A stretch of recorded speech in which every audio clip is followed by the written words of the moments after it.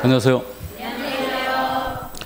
자, 오늘은 핵심 요약 정리 세 번째, 공인중개사 법령의 어려운 파트입니다. 그래서 우리가 첫 시간에는 부동산 거래 신고법 했고, 지난 시간에는 중개 실무를 봤죠. 오늘은 공인중개사 법령 쪽이에요. 자, 그래서 요약집 갖고 오셨죠? 네. 가볍게 그냥 들으시면 되겠습니다. 다른 거 다 넘고, 우리 공인중개사 제도 중에서 공인중개사 정책심의위원회가 있죠. 요거 잠깐 한번 보죠. 정책심의위원회는 원래 요거 짝수의 문제거든요. 근데 작년에 출제가 됐어요. 그러니까 이해를 해두시는데, 공제사업 운영에는 출제 솔직히 잘 안 해요. 잘 안 하고, 요거를 지금 잘 묻는데, 요거와 둘이 비교하여 위원회 제도를 잠깐 정리하고 갑니다.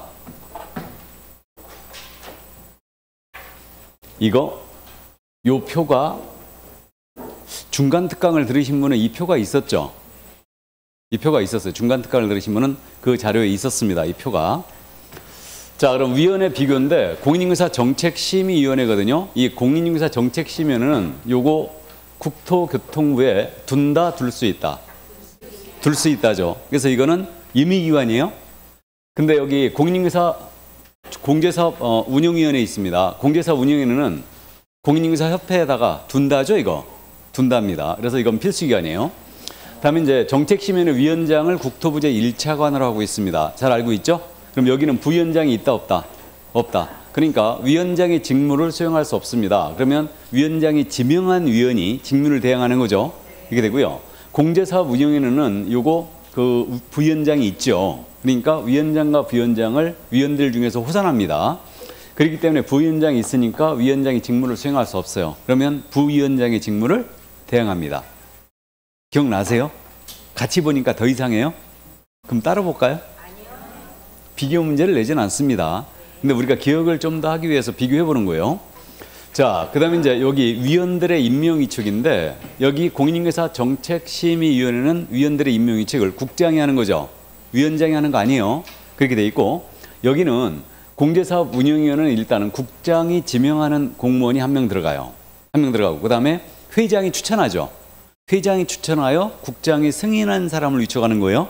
그래서 결국은 회장이 위촉합니다. 협회 회장이. 그래서 이제 그저께 이해해 두시고, 누가 위원이 될 수 있는 자, 요거는 될 수 있느냐, 이건 기억하고 있죠? 누가 위원이 될 수 있느냐, 우리 연습한 적 있어요.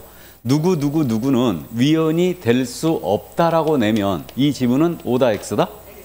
X. 이렇게 하라고 그랬으니까 누구는 위원이 될 수 없다 이렇게 내버리면 틀린 거예요. 그러니까 변호사직에 있는 자는 공인중개사 정책심의위원회 위원이 될 수 없다. OX, X.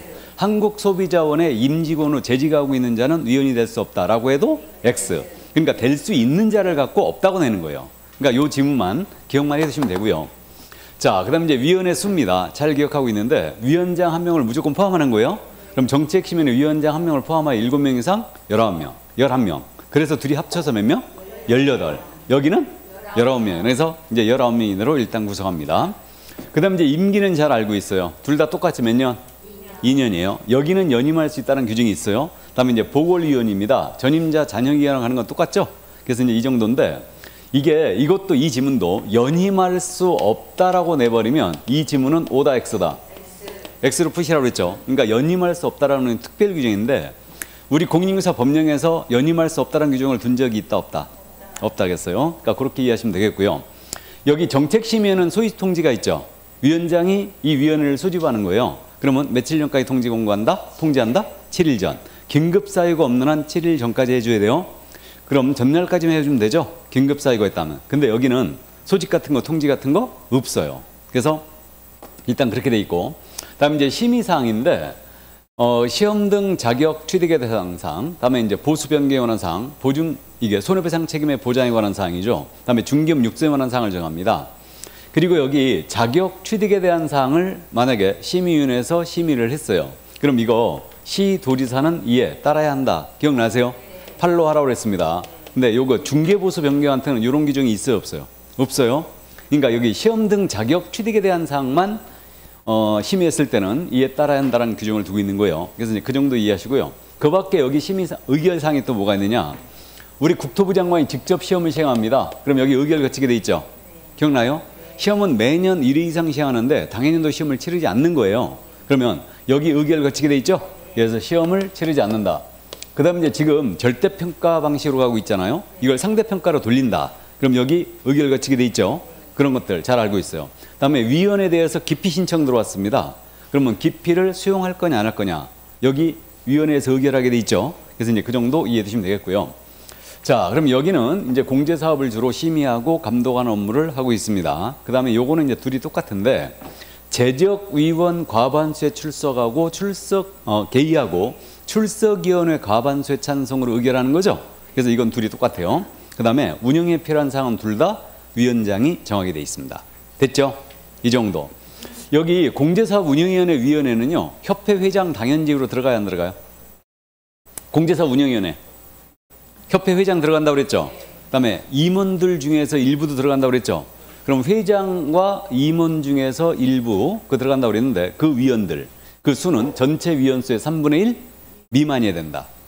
기억나세요? 이 정도. 그래서 요거 정책심의위원회 작년에 물어봤어요. 32회 때도 물어봤습니다. 그러니까 물어보지 않을 가능성이 큰데 어쨌든 지문 하나 정도로 물어볼 가능성이 있어요. 그러니까 이해는 꼭 해두시기 바라고요. 이게 훨씬 더 중요합니다. 정책심의위원회가 공제사업 운영위원회보다도. 그래서 이제 일단 요 정도만 감 잡아두시기 바랍니다. 자, 그럼 여기까지 이해를 해두시면 되겠고요. 그러면 정책심의위원회를 다 봤습니다.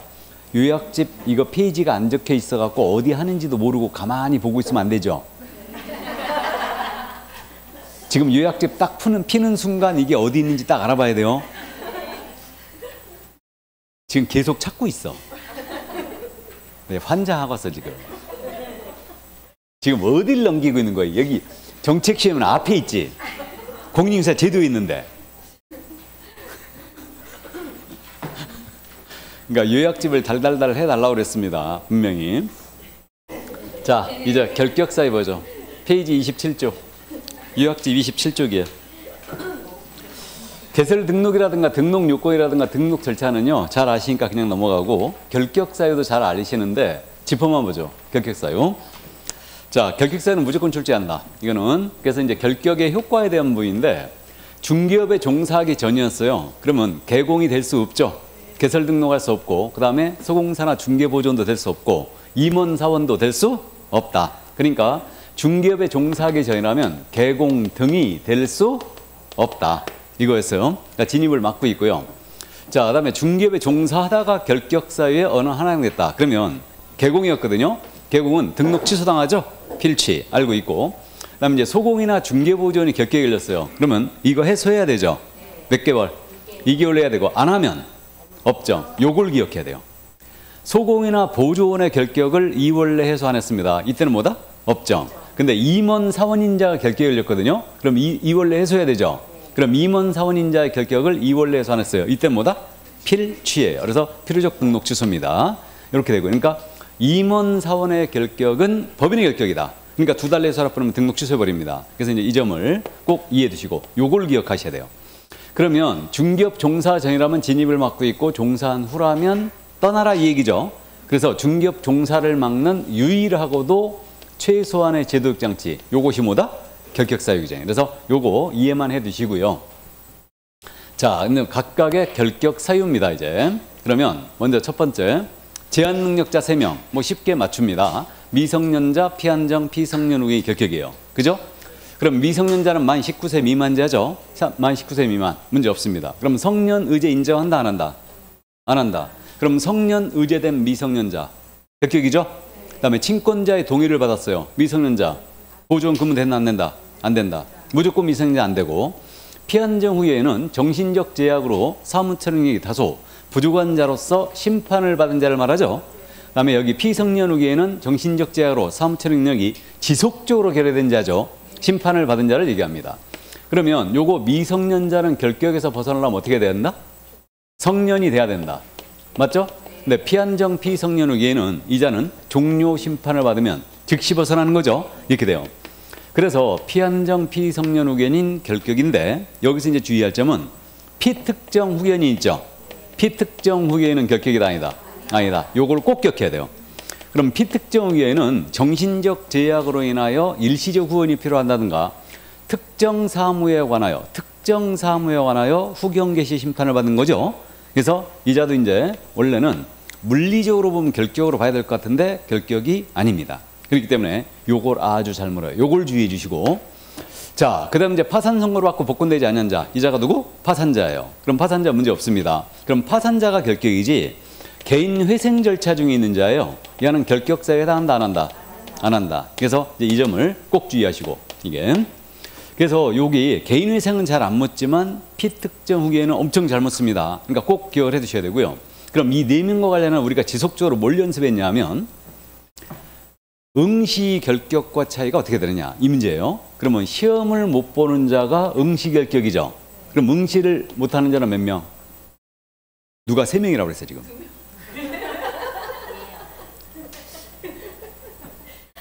두 명이죠. 예, 2명입니다. 3명, 왜 3명이라고 그랬어요?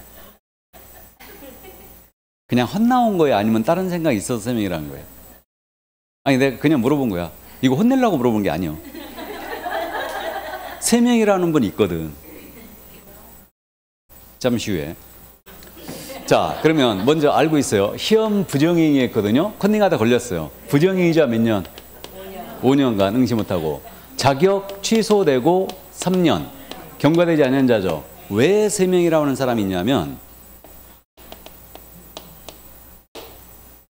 공인중개사인자. 공인중개사인자는 응시 못하지. 현재 자격을 갖고 있는 자. 맞죠? 이래갖고 3명이라는데 이것 때문에 3명이라고 한 거 아니죠? 아니 진짜 이것 때문에 3명이라고 하셨으면 혼나야 돼. 이건 혼나야 됩니다. 예? 공인중개사 때문에 3명이라고 하셨으면 일단은 다 알고는 계시는데 이렇게 하셨으면 혼나야 됩니다. 나한테. 쓸데없는 거 기억하지 말라고 그랬죠.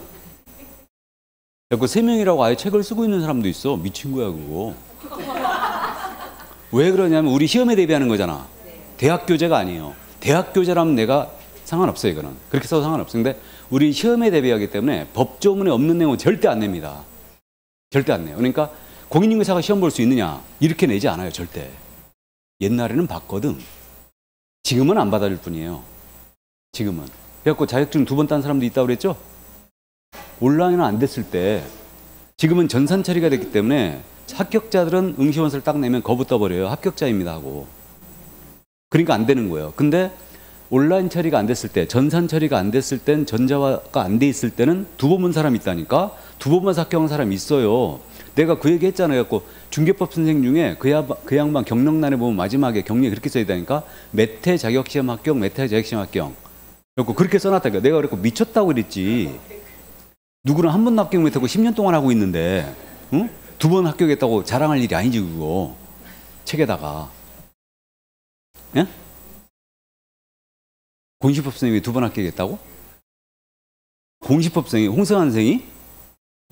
아니요. 내가 잘 알고 있는데 뭘 2번 합격을 해. 어쨌든 좋습니다. 그러니까 이것 때문에 3명이라 했으면 혼나야 돼. 자, 그럼 노래가 자꾸 왔는데 좋습니다. 그럼 요 2명 시험 못 본다는 거 알고 있죠? 근데 여기까지 이해를 해 주시는데 그럼 미성년자 응시할 수 있다 없다? 있다. 파산자 응시할 수 있어요 없어요? 있어요. 그래서 이렇게 되고 피특정 의견 당연히 응시할 수 있겠죠? 이렇게 됩니다. 그래서 이게 거기까지는 요즘 잘 안 묻는데 13회 외에는 물어본 적이 없어요. 그래서 그러면 파산자는 공인중개사는 될 수 있으나 소속 공인중개사는 될 수 없다. 이 질문 맞았어요? 틀렸어요? 누가 또 틀렸다고 그랬어요? 맞았죠? 공인중개사가 될 수 있다는 말은 시험을 볼 수 있다. 꼭 이해하고 있어야 돼요. 공인중개사가 될 수 있다 없다는 시험을 볼 수 있다. 그래서 시험을 볼 수 있고요. 소속공사는 중개업 종사 금지를 말하고 있는 거죠. 그래서 미성년 파산자 공인사 될 수 있어요. 그러나 이자는 합격했을지라도 소공으로 근무할 수 없죠. 개공은 될 수 없죠. 보조원도 될 수 없다. 그래서 이제 맞습니다. 그러니까 요걸 이해를 해 두시고요. 근데 이제 개별적으로 물어봐요. 미성년자 공인중개사가 될 수 있다. 이렇게. 그럼 시험 볼 수 있다는 의미예요. 그래서 시험은 2명을 제외하고 못 본다. 그럼 이제 참고로 여기 시험 부정행위자는 5년 동안 응시는 못 해요. 응시는 못 하지만 이 기간 동안 중개 보조원 근무는 된다 안 된다? 된다 그랬죠. 결격이 안 걸려 있어요. 보조는 근무할 수 있어요. 근데 자격 취소되고 3년 경과되지 않은 자는 요거 3년 동안 시험도 못 보고 중개보조원 근무도 안 되는 거죠? 보조원 근무도 안 된다. 근데 요거는 잘 안 물어봅니다. 근데 가볍게 이제 이해만 해주시고 뒤에서 나와요 다시. 우리 요약집에 있어요 이거. 자 그러면 결격사의 첫 번째 제한 능력자와 이제 요거 파산자 여기까지 이해를 해두시고 이제 요거 수용자가 문제죠. 수용자. 첫 번째 수용자가 금고 이상의 실형의 선고를 받고 집행이 종료가 됐습니다. 그럼 몇 년? 3년. 집행이 면제됐어요. 3년 결격이죠. 요즘은 요 첫 번째 수용자에 대해서는 이렇게 조문대로만 내니까 집행 종료가 나오면 3년, 집행 면제가 나오면 3년 이렇게 잡으라는 얘기예요. 그럼 나머지 이제 참고사항인데 이 내용은 16회를 맞이로 내지 않고 있어요. 그럼 만기 석방이라고 나왔어요. 그러면 이자는 몇 년 지나야 된다? 3년이고 그다음 가석방이라는 게 있다고 그랬죠? 그럼 가석방 그러니까 이게 임시가짜로 했죠. 그럼 예를 들어서 징역 5년을 선고받은 자가 만약에 2년을 복역한 상태에서 2년은 너무 짧다. 3년을 복역한 상태에서 가석방이 되었다. 그럼 야는 남은 형기가 2년이죠. 그럼 2년이 가석방 기간이죠. 그럼 요 기간 동안 결격이에요. 결격 이 기간 무사히 경과하면 가석방이 무사히 경과하면은 집행을 종료한 것으로 보니 다시 몇 년? 3년이에요. 그럼 이자는 징역 5년 받은 자가 징역 3년을 복역하고 가석방이 되면 야는 앞으로 몇 년이 더 결격이다? 5년이 되는 거예요. 이해하셨죠? 그러니까 가석방 된 후 3년 경과한 자 그러면 얘는 따질 필요도 없이 결격이다.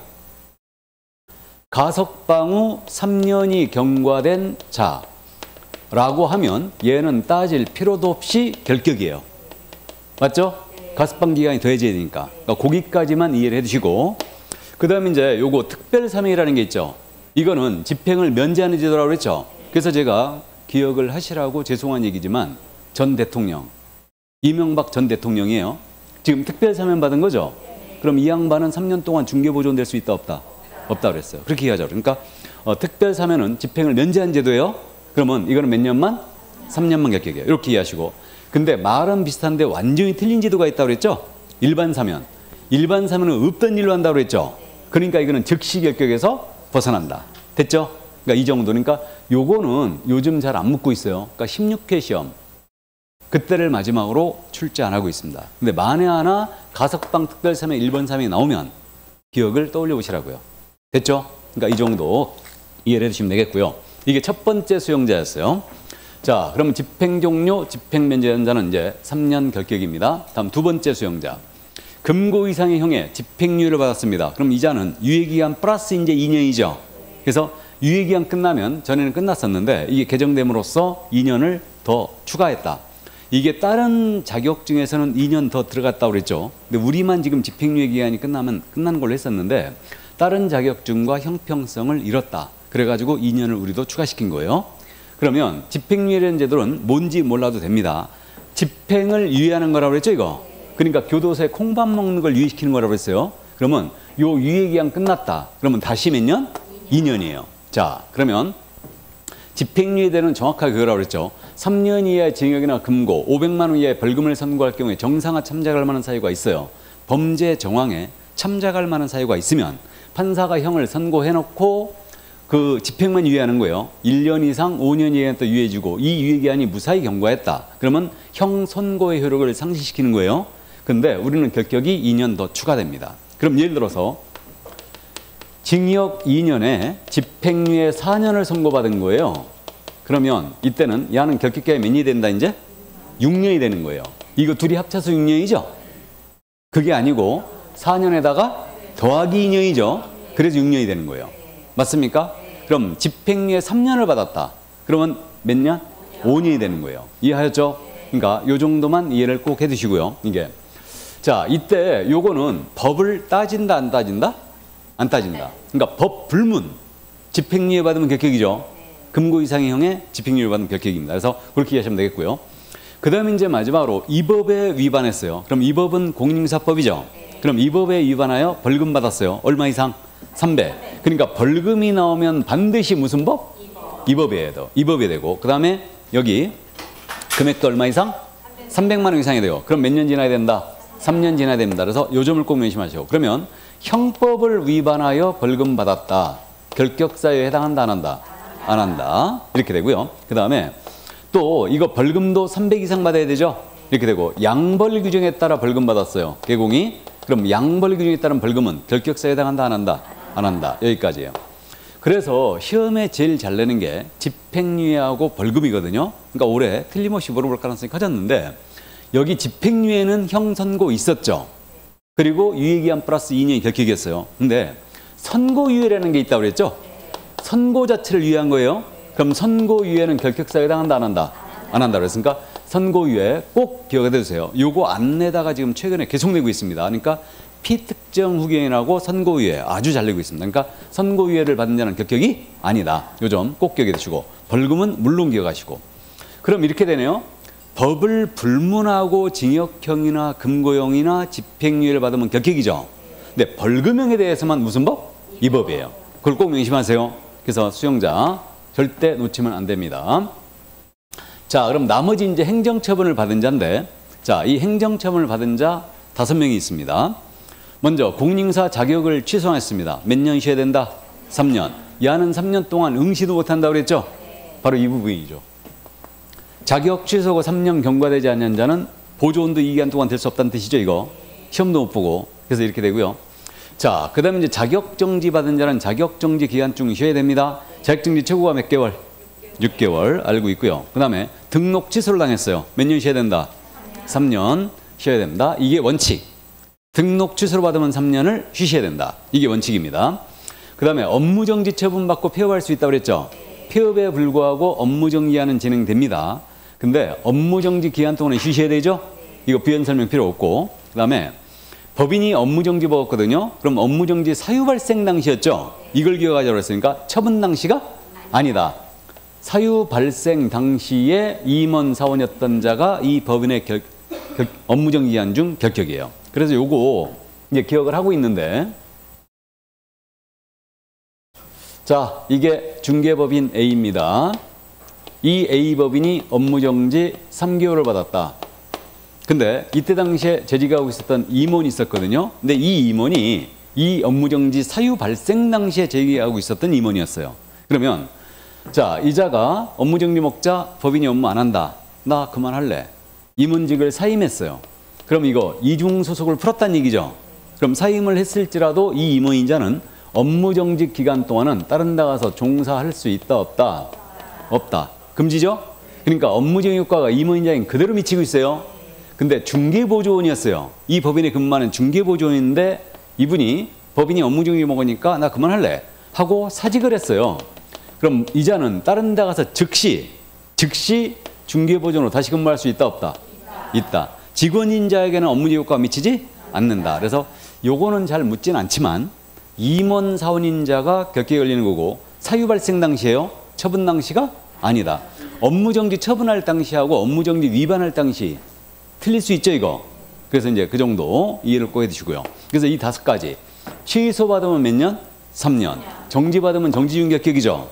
법인이 업무정지 못 벌으면 그 임원 사원인자 결격이다. 자, 이제 여기서 이 12명 중에 단 한 명이라도 법인에 임원 사원이 있으면 이 법인이 결격이라고 그랬죠. 그래서 이제 이렇게 알고 있고요. 이게 기본적으로 내는, 시험에 내는 게 여기까지예요.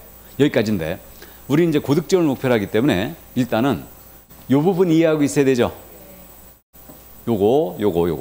그래서 요거 잘 알고 있는데, 그러면 등록 취소를 받으면 원칙 3년 결격 아닙니까?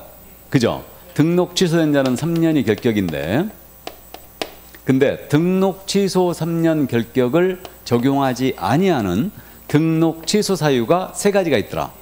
그죠? 그래서 먼저 개인인 계공이 사망했거나 법인이 해산했습니다. 등록 취소하게 돼 있죠. 이때는 청문한다, 안 한다? 안 한다. 그럼 이로 인한 등록 취소는 결격이 아니다. 왜 아닌지 알죠?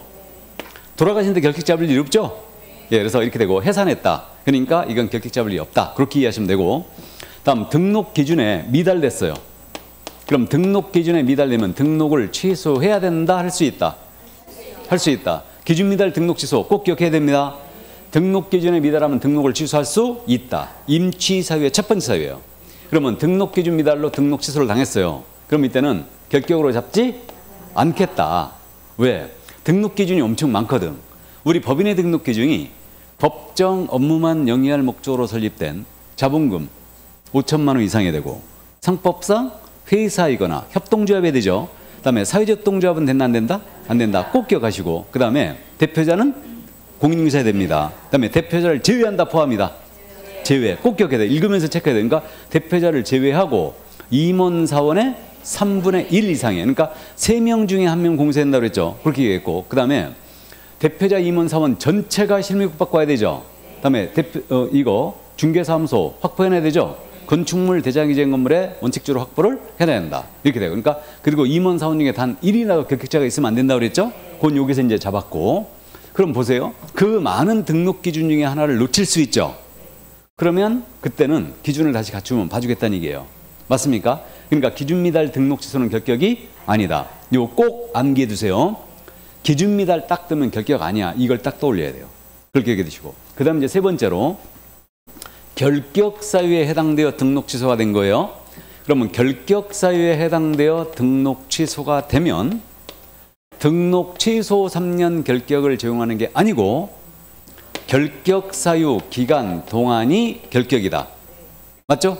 그래서 우리가 이것만 기억하자 그랬어요. 우리 개업공사가 파산 선고 받았거든? 그럼 등록 취소해야 되죠? 등록 취소했습니다. 근데 이거는 등록 취소 3년을 적용하는 게 아니죠? 이걸 적용하는 게 아니고 복권 될 때까지 결격이다. 맞습니까? 이렇게 돼요. 이렇게 해서 이 점 이해해 두시고 그러면 보세요. 징역 집행유예 징역형의 집행유예를 예를 들어서 2년을 받았다. 이로 말미암아 개공이 등록 취소가 됐어요. 그러면 이거 등록 취소 3년을 제고하는 것이 아니고 몇 년? 2년이 아니고 4년이 되는 거지. 집행유예 2년이니까. 맞습니까? 그래서 이 점 이해하시고 또 이 법에 위반하여 300만 원 벌금 받았어요? 그럼 등록 취소해야 되죠? 자신의 행위였습니까? 등록 취소했어요? 그러면 등록 취소 3년을 적용하는 게 아니죠? 벌금이요? 선고로부터 3년이다. 맞습니까? 결격 사유로 등록 취소했죠 지금? 그러니까 등록 취소 3년을 적용하는 게 아니고 등록 취소 원이 된 결격 사유 기간 동안이 결격이 된다. 이해하셨죠? 그러면 자 공인중개사 자격 취소했어요. 공인인증서 경위 자격 취소하면 등록 취소죠. 왜 그렇다고요? 결격이니까. 자격증이 없는데 그러면 안 된다고 그랬어요. 이제 결격이니까. 그럼 이자는 등록 취소 3년 결격이 아니다. 자격 취소 후 3년 결격이다. 맞죠? 그래서 요거 그러니까 요게 조금 어려운 내용인데 잘 묻진 않지만 해산 가지고 묻기 시작했어요. 해산으로 등록 취소하면 결격 아니라고 그랬죠? 이걸 언제 물어봤느냐? 28회. 그 다음에 또 언제 물어봤느냐? 31회. 물어봤어요. 우리가 몇 회? 34회. 토울이? 3년 토울이네. 맞죠? 그러니까 한번 염두에 두고 가자고 그랬어요. 사망해산 등록서는 결격이 아니고 기준 미달 기억해 주세요. 골탕 먹이려고 작정했다. 이번 시험이 분명히 33회 때보다는 어려울 겁니다. 중개법. 중개법 분명히 어려울 거예요. 33회보다는. 33회 중개법이 최근 5개년 시험 중에 가장 쉬웠다고 그랬죠. 그러니까 올해는 분명히 작년보다 어려울 거예요. 수준이 32회 정도 수준으로 갈 것 같은데 32회가 꽤 어려웠어요. 문제가. 꽤 어려웠는데 어쨌든 그래서 이제 염두에 두고 가는데 기준 미달 기억했죠? 그러니까 기준 미달 등록수는 결격이 아니다. 그럼 이제 가장 어려운 지문이 이거예요. 개업공사가 결격 사유로 인하여 등록 취소가 되면 3년 동안은 중개업에 종사할 수 없게 된다. 이건 무조건 틀렸어요. 이 지문이 가장 어려운 지문이에요.